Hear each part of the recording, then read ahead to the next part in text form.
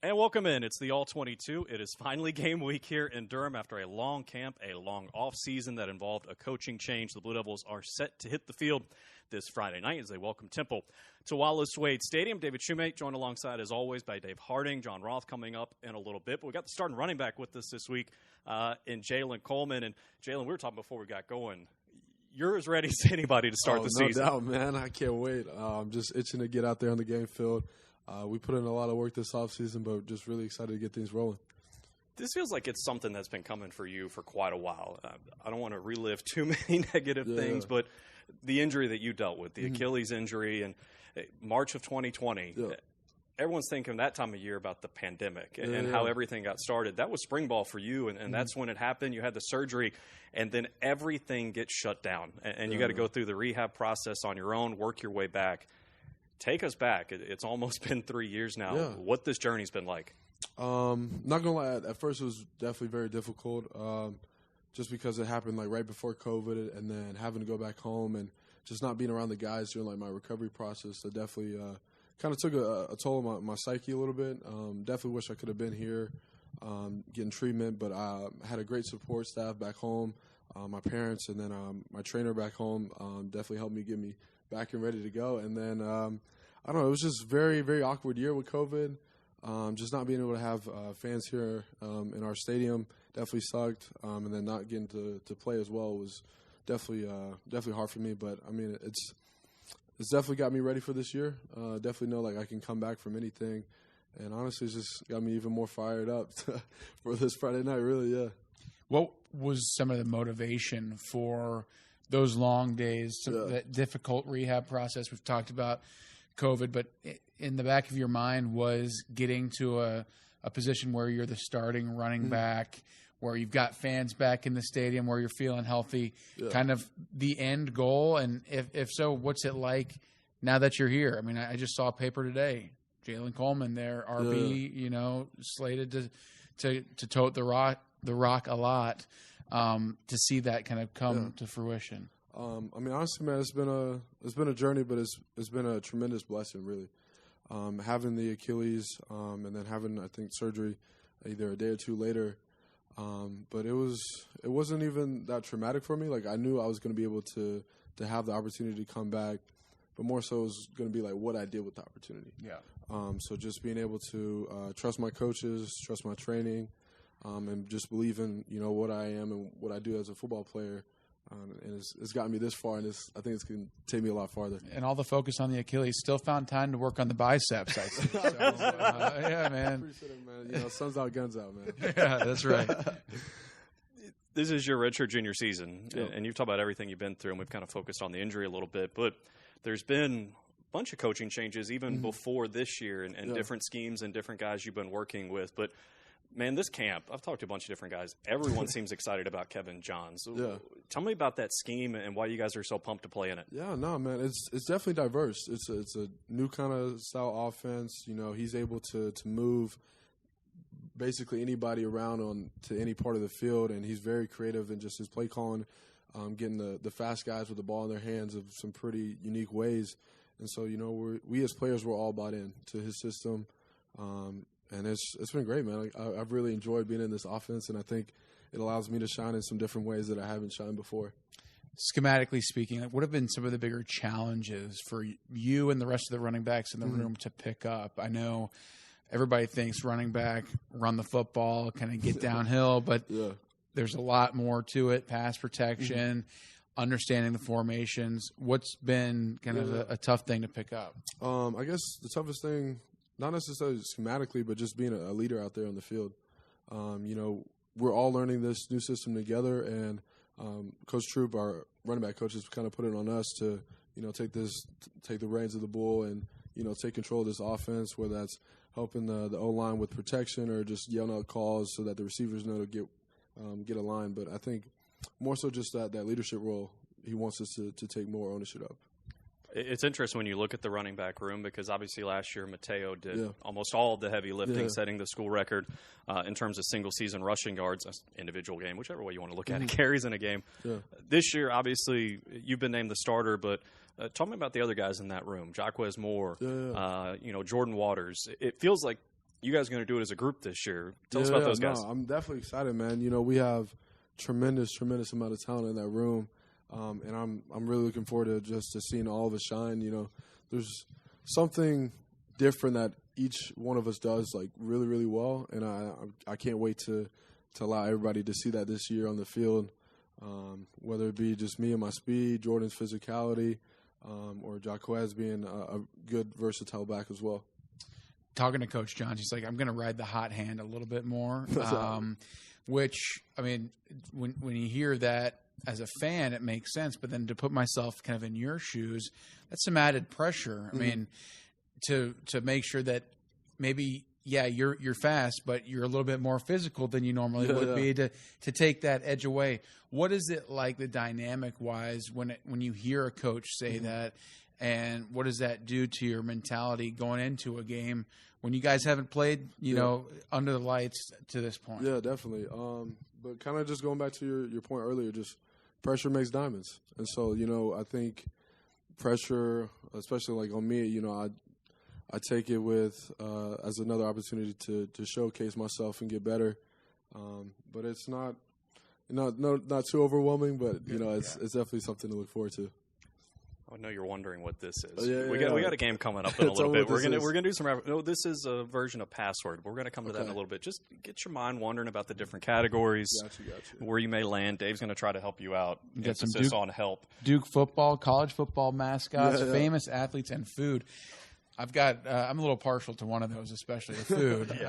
But I love all those things. Do you want to ask you a couple more football questions before we play the game, though? Grind has been the acronym, the moniker for this team as you guys have gone through camp. What does that mean to you? I feel like guys are echoing that every time I talk to them, that grind mentality you guys seem to have embraced. Yeah, no, I mean, I think, you know, Coach Elko, when he first got here, just wanted to change our mindset of just how we play the game. You know, I think a lot of this, you know, people more so think it's more physical, but football is a very, very mental game. And if you don't go through the grind, the grit, the relentless effort, the integrity, the now, and the dependability aspect of grind, then you'll never end up where you want to be. So I think we as just players have embraced that, and it's allowed us to get through like the hard times of the winter, the spring, the grimy parts of camp, and to now just to be more hardened mentally to get ready for a long season. I'm going to give you a chance to do something that every running back really needs to do on a regular basis. But talk about your offensive line. And obviously, spoken like a former guy up front, right? There's been a lot of turnover on the team as a whole. A lot of new faces in different places, but when I look at the roster, the most recognition that I see is along that offensive line, you know, whether it's Graham Barton or Jacob Monk, you name it. What's your take of that group so far? Obviously, new coach with that unit, some transfers in. Like it? Hate it? Oh, how we feeling? Absolutely love it, man. All right. All the guys are great up front, man. They get it done, man. You know, I go as how they go. So it's my job to help them, to push them, and at the same time to help me and push me as well. But, you know, our offensive line is just so diverse with, like you said, Graham. We have Andre Harris is a new guy. Jacob Monk, captain, definitely taking and leading the reins of the offense at the center position. But, you know, we all have fun together. We enjoy it. And, you know, we're really ready to get after it this year. And when you're in the running back room, are you guys ever like singling out double team blocks? Say, man, like look at that, because I just remember watching tape and be like, wow, that running back can really fly. And being impressed. Do you guys do the same thing? With that group? I mean, for us, we just know how dominant our offensive line can be, and so, you know, when they make their blocks, they make us look good. I'll say that. All right. Is there like a courtesy in camp that the guys up front get to the buffet line first, or they get first dibs? Oh, yeah. No, definitely that. And then I'm working on an incentive this year to help out my old linemen after every game. So an incentive program. Anything you can share, or is it? Nah, this is just exclusive for them. Okay. I want to get some rapid-fire stuff here in just a second, but do want to get your perspective. You had a chance to be a part of a really cool trip this summer down to Alabama, kind of an immersive social justice experience. Tell us about that, what it was, and what you took from it. No. So it was amazing. So a little bit towards like the end of July, I got to take the trip down with Gracie Johnson and then Howard Jones as well from Duke Athletics. And we flew to Montgomery, and then we eventually took a bus ride down to Selma, Alabama, and it was very surreal, man. I mean, just the history there was absolutely incredible. And then we had speakers all throughout the time that we were there, just telling us with vivid detail just about the history. It kind of just painted a different picture for me, just about the whole social justice movement, and then just to come back and then have what happened recently with Duke volleyball with Rachel.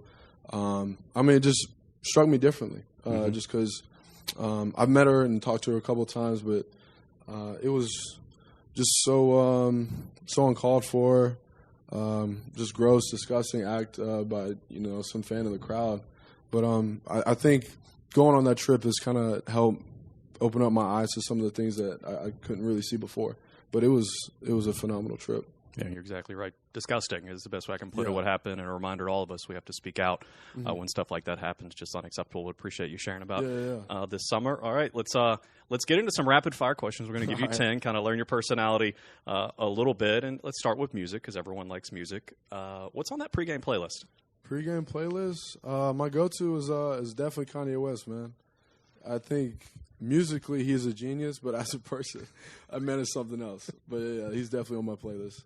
Outside of Chance Lytle, who we all know can really sing, who's the best singer on the team, or who can really belt it? Oh, that's pretty tough. I mean, I don't know. I know Chance has gone viral with his opera singing, so that's definitely tough to beat. I don't know, man.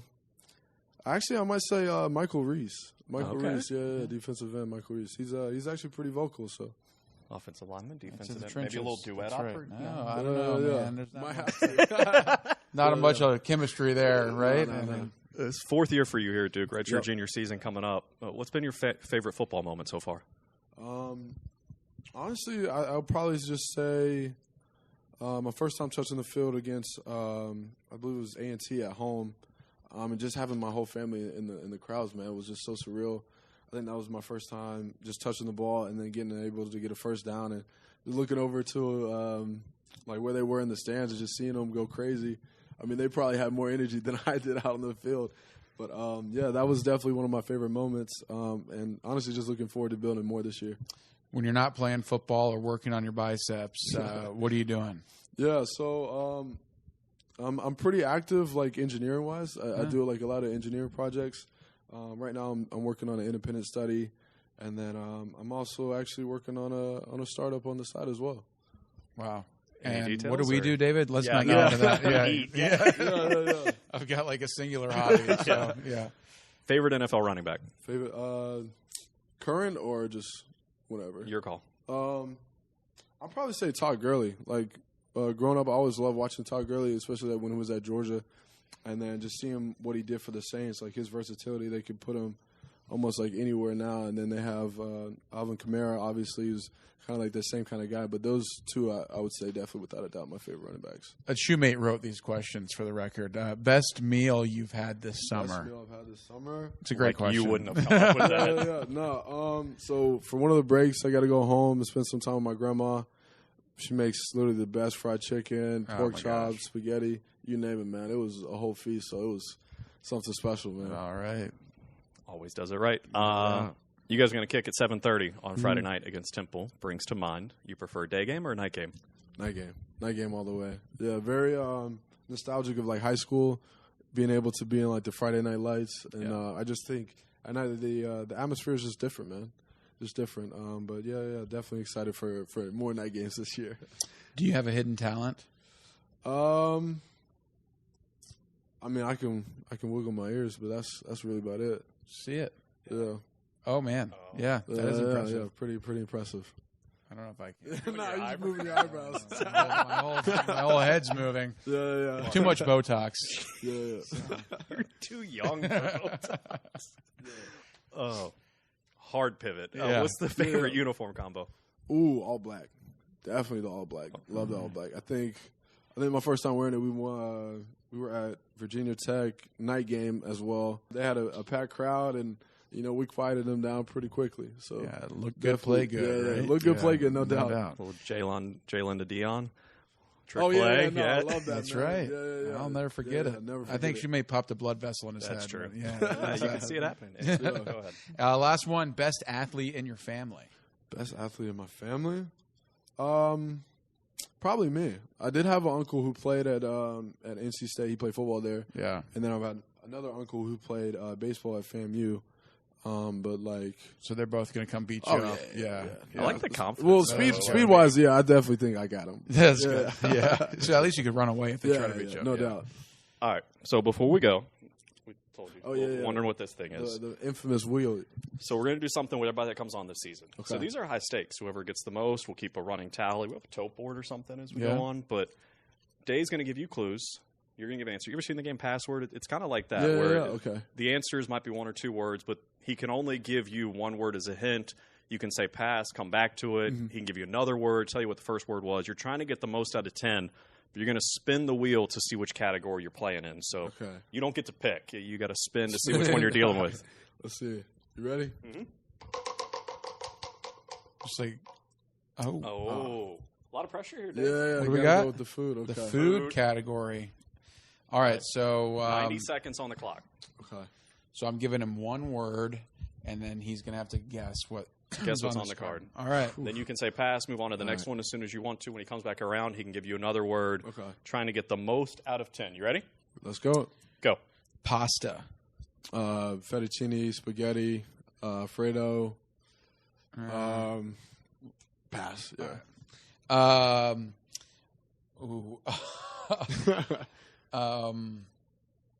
Gosh. Drink.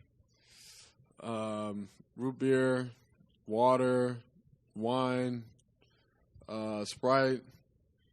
Pass. This is tougher on me. Yeah. Eggs. Eggs. Scrambled. Boiled. Tough. This is tough, man. Let's see. Pass. Yeah. Chocolate. Ice cream, cake. There you go. Okay, We got perfect. One. All right, Yeah, we got on one. a roll. Let's get Lettuce. it going. Lettuce, salad. Yeah. There we go. Oh, Now yeah, we're 2 in a row. going. Okay. Pasta. Okay. Lasagna. You said it earlier. I did say it earlier. With the last one, you said the answers earlier. You actually gave the answer to. Oh no! Yeah. Man, I'm having a brain freeze. What did I say? I can't remember. Pasta. We can Pass. come back Keep it to moving. it. Yeah, pass. Chips. Ooh. Shoot. I don't know. Cape Cod. Like. Yeah. Let's go. Dessert. Dessert. Okay. Cake, cupcakes, brownies, cookies. All right, cookie. Okay. McDonald's. Fries. Burger, Big Mac. Yeah, perfect. Hamburger. Hokey. What is that? Hot dog or no? What? That's a hoagie. Oh, hoagie. Good point. Yeah. I was okay. Let's skip that one. Yeah, Actually, okay. are we out of time? It feels like One we are. more.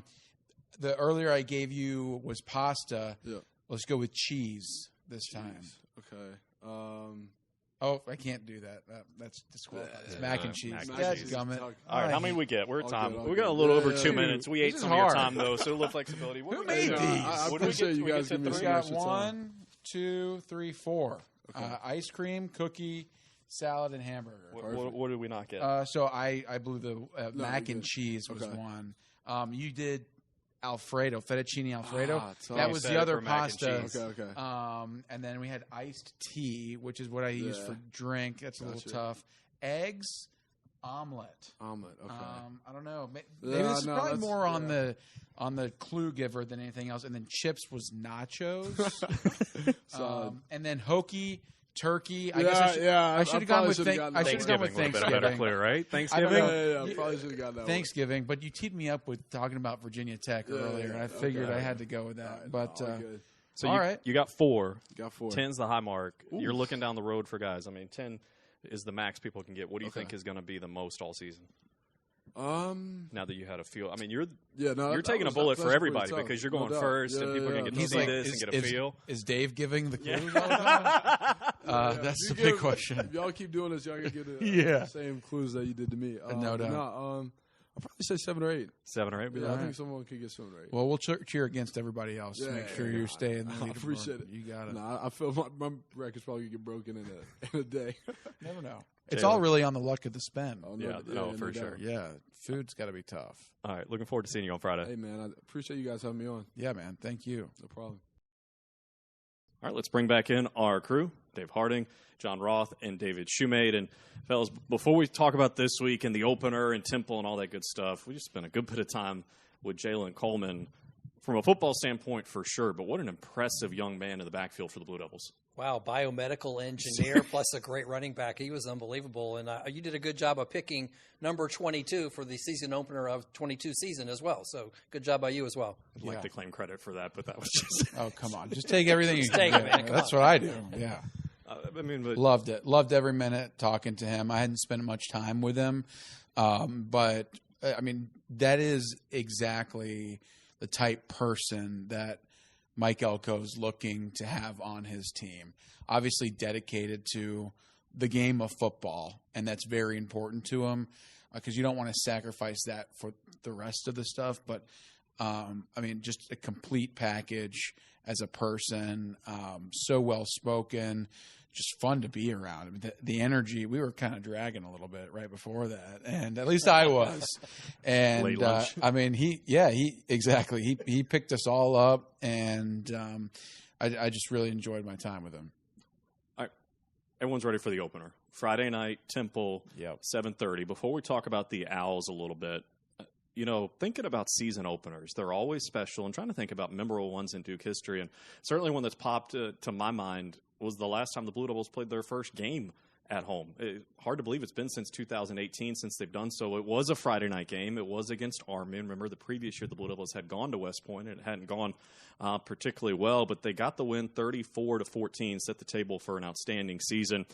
Names have come back. Britton Brown, 11 carries, 75 yards and a touchdown. Aaron Young had a career night. Of course, Daniel Jones was awful good. That was also the last time that the Blue Devils won their season opener, so a chance to turn that around here against Temple. But for you guys, when you think back to some memorable season openers, what stands out? Wow, I'm going to go back in the Wayback Machine. 41 years, 1982. It was a game that Duke opened the year at Tennessee, not expected to win. Tennessee had a really, really fast team that year in Knoxville with the huge crowd they have there, and the Blue Devils pulled off a big-time upset, 25-24. That was Ben Bennett was the quarterback for Duke, and he had a great game. And I think he had one of the longest pass plays in Duke history to Chris Castor in that game, 88 yards for a touchdown. And Greg Boone was one of his running backs, had a 100-yard kickoff return. So there were tons of big plays, and the Blue Devils silenced a pretty vocal crowd in Knoxville, 25-24. I think I'm going to go back to 2008, and that was against James Madison here, David Cutcliffe's first game as head coach. And I do that because I remember I was in high school at the time. I had committed to Duke, and I was watching so closely of what the transition period was like, and this was, the first step, public step for what Coach Cutcliffe was going to do. And I just think about now, with this being Coach Elko's first game, the recruits across the country that are tuning in, whether they're committed or not and simply interested. But what a great opportunity, kind of leading off, and the energy around campus. I wasn't on campus that evening in 2008, but I just the momentum kind of gathering that's taking place, and to finally get to let off some steam and play football, and to do so that resulted in a win. But regardless, just the excitement around that's one I'll never forget. Speaking of excitement, there's been a little bit of excitement the last couple of days as the Blue Devils have unveiled their starting quarterback for the opener, and it's going to be Riley Leonard. I think for those of us that have been at camp, he's been awfully impressive. Jordan Moore has as well, and Mike Elko spoke to the media earlier this week and said this was a case of Riley Leonard went out and won the job. He was looking for consistency from the man that was going to be his starter, and he says he found it in the kid from Alabama, Dave, someone I know has caught your eye on multiple occasions last year when he had a chance to play. Yeah, certainly, and I think that it did become relatively clear. I think, honestly, and it's not that Jordan Moore, shouldn't have done this, but I think the athletic nature of Jordan Moore and the fact that he is such a weapon at other positions may have hurt his case as a quarterback in a way. And I think Riley seizing that opportunity as much as possible, and that duo is actually more impactful with them both on the field than having one ride the bench for a period of time. And so between Riley's full mastery and understanding, and there's still room to grow, obviously, but knowing the offense, understanding when to take risks, when to maybe lay the ball off and not force it down the field, not be turnover prone, plus the Jordan Moore effect of get him out there in space with the ball in his hands equals good things. I think all of those things considered is how we ended up at this position. And certainly, as you both have noted, Riley Leonard did have a really good camp. He did have the most experience off of last year. Between the two of them, I think 164 snaps. This actually, the Temple game won't be his first start. He started the Virginia Tech game last year and had a couple of good running touchdowns. But I thought he was the most consistent the times I was at training camp this year. He just looked solid in control of the offense. And don't forget, it's a new offense for me. He had a different offense last year, so he had the crash course in that in the offseason. And it just seems like he definitely earned it. And as you say, with both he and Jordan Moore on the field at the same time, like Jordan Moore was really impressive at wide receiver during training camp when he took reps at that spot. And I don't know that I saw him drop a ball the whole time in training camp. So those two together are going to be quite a tandem, when they're out there. I think they'll make each other better. Yeah, as a quarterback, you need a target that you feel confident, number one, to be in the right place. Nobody knows where somebody's supposed to be more than a quarterback. So Jordan Moore can use that background there. Plus, and look, I have not seen a single trick play package worked on in practice. I just know when you've got a quarterback and an ability like that with Jordan Moore, that you can play at running back, be out at wide receiver. There are numerous opportunities to get creative as you build on a season and to see what you can kind of wrinkles you can install down the road. So those two playing off each other are really going to be fun to watch. I was thinking just about that. I mean, we've seen Virginia do it the last few years. What a nightmare that is when you essentially have two quarterbacks on the field to try to game plan for. Okay, before we talk about Temple, big picture, we talked a lot about the offense with Jalen Coleman and Riley Leonard, but what's going to have your eye on the opener? What are you guys most curious about as we get set for this game against Temple? I'll let you lead it off. Okay, I'll say I'm most curious as to how the defensive backfield is going to come together. They've got a couple of really good transfers that have come in the offseason, have a lot of experience playing football, a couple of younger guys back from last year. It looks like the standard scheme is going to be similar to last year with 5 defensive backs in the normal arrangement. And so just to see how that group comes together to really back up the whole entire defense, I got to feel the teams are going to take some shots at Duke, and we got to see how the Blue Devils secondary holds up, as well as what kind of pressure the front puts on the opposing quarterback. But just to see how those veterans and returnees mesh in the secondary is going to be, I think, the first thing I'm going to look for. That's a really good one. This is a tough question to answer. Mine, probably not surprisingly to you, is going to be along the line of scrimmage. Both ways, primarily on defense, though. I think the defensive line, a little depleted, not a ton of faces that we have seen before out there. And there's going to be a lot of pressure between what you just said about the defensive backs, leaning on that defensive line and some young players to come in. We've seen a great transition and a transformation with Coach Feely and the strength staff working on getting these guys bigger. But I want to see Duke look like a Power 5 team against a Group of 5 team on Friday night. You need to be more physical. You've got to be bigger. And on both lines of scrimmage, pushing people around. It is interesting, and let's talk about Temple now. When you think about, you mentioned Power 5 versus Group of 5. They come out of the American, 3-9 a year ago, 1-7 in their league. They lost their last 7, had some injury things that they dealt with. New coaching staff, though, very similar to what Duke is going through.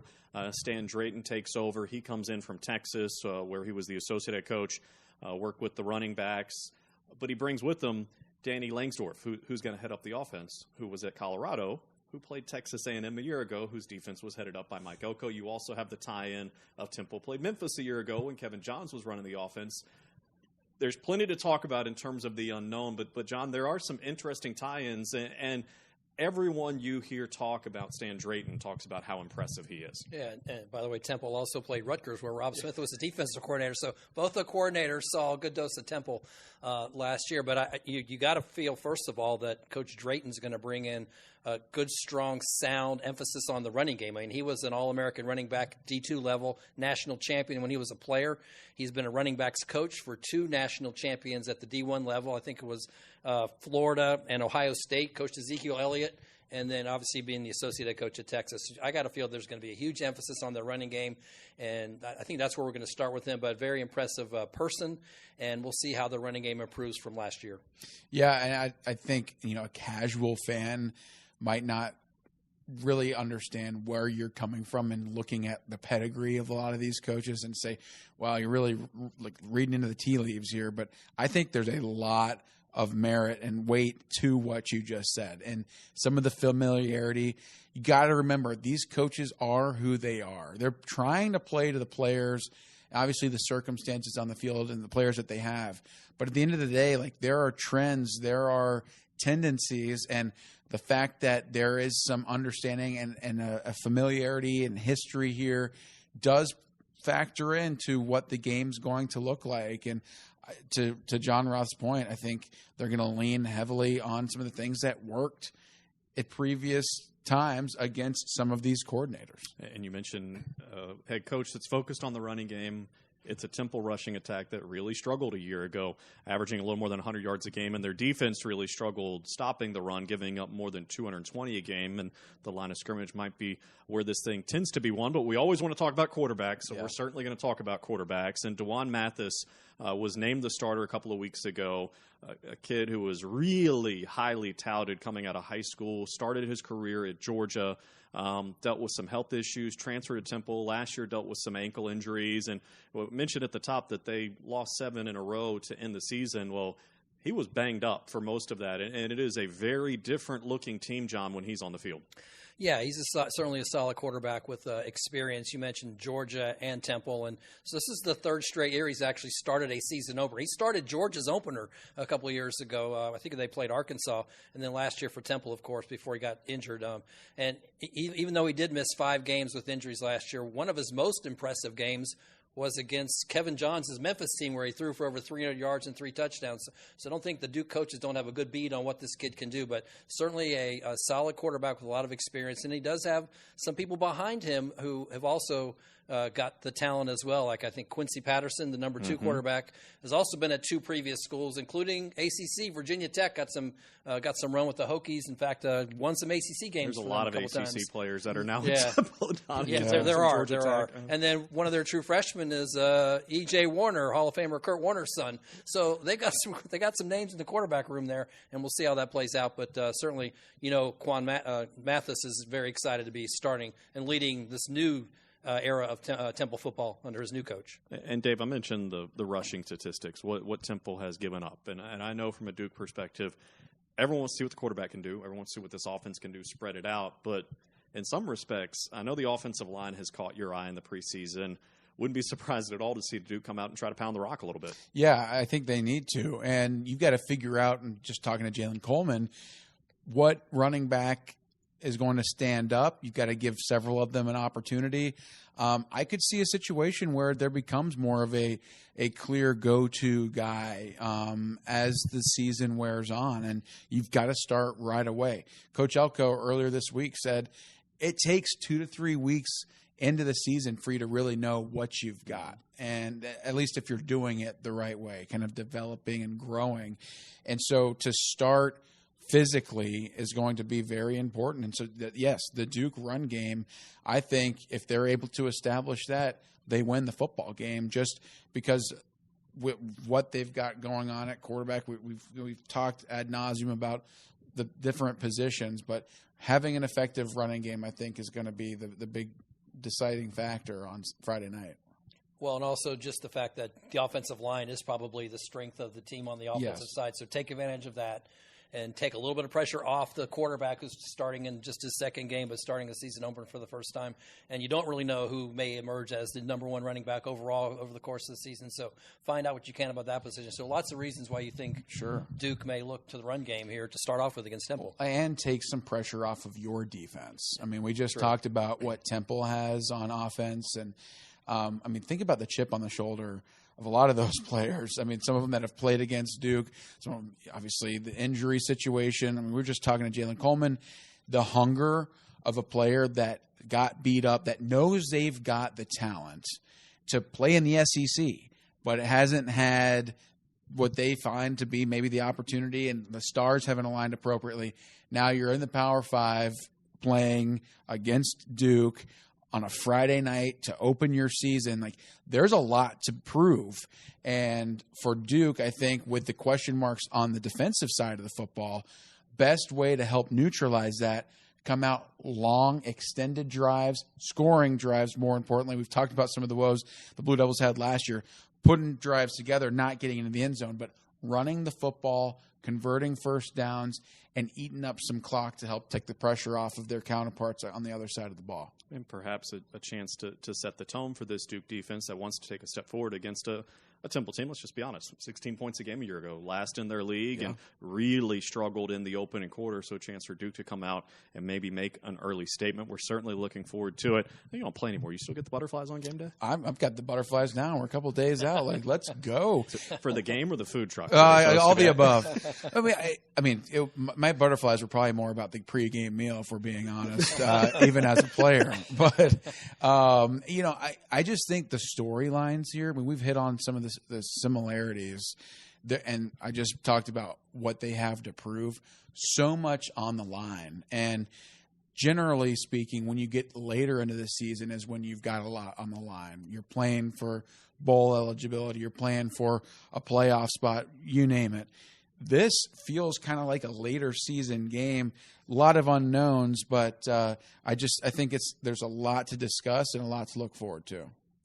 A lot to look forward to, and that's more where I'm at as opposed to butterflies, just the anticipation, looking forward to all that, and just to see from the Duke standpoint if the first game can set a tone, because you want this to be a successful beginning for Coach Mike Elko if you're a Duke fan, and what better way to start that and to set the right tone for upcoming games, because there are going to be some tough non-conference games coming up in September as well, by doing what you want to do in that first game against Temple. Let's go. 7:30 Friday night under the lights. Going to be a little warmer than maybe we thought a week ago, but no rain in the forecast. Mid-80s, going to get into the 70s as the game starts. Can't wait to get it started. The Elko era underway on Friday night. For Dave and John, I'm Shumate. Thanks so much for listening. We'll talk to you guys next week.